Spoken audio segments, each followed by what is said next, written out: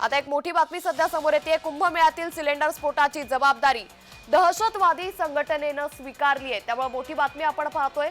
खलिस्तानी जिंदाबाद फोर्सनं हल्ल्याची जबाबदारी स्वीकारली असल्याची माहिती सध्या समोर आली आहे। ईमेल करून दहशतवादी संघटनेनं या हल्ल्याची जबाबदारी स्वीकारली आहे। त्यामुळे प्रयागराजमधील महाकुंभ मेळ्यात सिलेंडरचा स्फोट झाला होता आणि या सिलेंडर स्फोटात आता जबाबदारी दहशतवादी संघटनेनं स्वीकारली आहे। खलिस्तानी जिंदाबाद फोर्सनं या हल्ल्याची जबाबदारी स्वीकारली असल्याची माहिती समोर येते।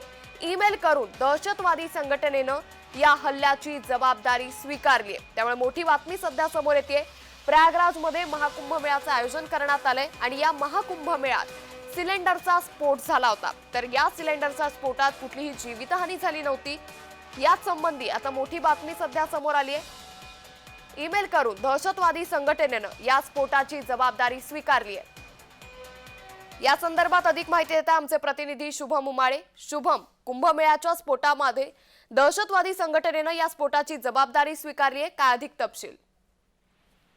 अंकिता, आपण बघू शकतो प्रयागराज या ठिकाणी जे आहे कुंभमेळा सुरू असताना सिलेंडरचा स्फोट झाला होता आणि या स्फोटची जबाबदारी जी आहे आता दहशतवादी संघटनेने जी आहे ती स्वीकारलेली आहे। खालिस्तानी जिंदाबाद फोर्सनी या हल्ल्याची जबाबदारी जी आहे ती स्वीकारलेली आहे।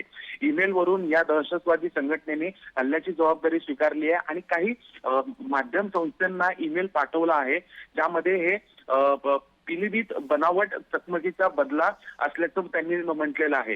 हा स्फोट म्हणजे सीएम योगींना दिलेला इशारा आहे आणि ही सुरुवात आहे। हे महत्वाची बाब आहे की ही सुरुवात आहे अशा पद्धतीने त्यांनी देखील नमूद त्यामध्ये केलेलं आहे। ईमेलमध्ये असं देखील म्हटलेलं आहे की कुंभमेळा दरम्यान झालेल्या दुहेरी स्फोटाची जबाबदारी खालिस्तान जिंदाबाद फोर्स घेत आहे। कोणाचेही नुकसान करणे हा त्याचा मुख्य उद्देश नव्हता।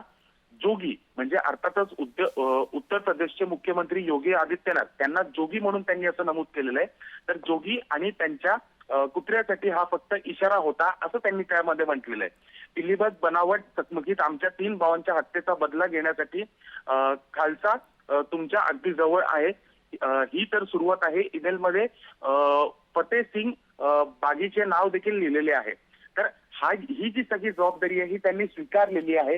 तर यामुळे आता मोठा प्रश्नचिन्ह असा निर्माण होतो आहे की सुरक्षेचा प्रश्नचिन्ह निर्माण होतोय। एवढ्या मोठ्या प्रमाणात कुंभमेळ्यासाठी तयारी जी आहे वर्षभरापासून सुरू होती आपल्या सर्व देशामध्ये आणि त्याच्यानंतर देखील अशा पद्धतीने घडणं आणि आता त्यांनी मेल करणं, तर या मेलमध्ये काही तथ्य आहे का? त्यांनी जबाबदारी तर स्वीकारलेली आहे पण खरंच ते कुठल्या तांत्रिक कारणांमुळे झालं होतं की खरंच त्यांच्याकडनं करण्यात आलं होतं? आता शोध जो आहे तो आता सरकारला घ्यायचा आहे आणि याबद्दलचं स्पष्टीकरण देखील सरकारकडनं येणं आता बाकी आहे। अंकिता, नक्कीच। त्यामुळे आता या सर्व प्रकरणानंतर उत्तर प्रदेश सरकारकडून काय प्रतिक्रिया येते हे पाहणं महत्त्वाचं ठरेल।